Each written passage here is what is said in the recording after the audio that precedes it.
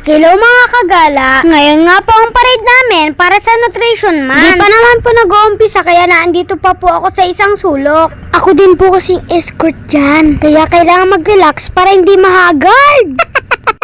At pag sinabi po natin Nutrition Month, syempre tungkol po ito sa mga masusustansyang pagkain. Katulad nga po ng mga gulay at prutas.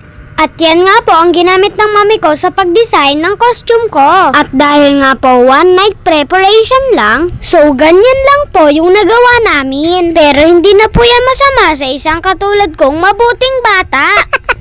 Uy, for the go! At pagkatapos nga po ng isang mahabang lakaran, nagkaroon kami ng isang maiksing program. At pagdating naman po sa costume namin, wala po kaming competition. Ang meron lang po exposure. Panalo pa din. Ayun, at kumain po tayo ng prutas at gulay. At yan na nga po nagtatapos for today's video. Bye!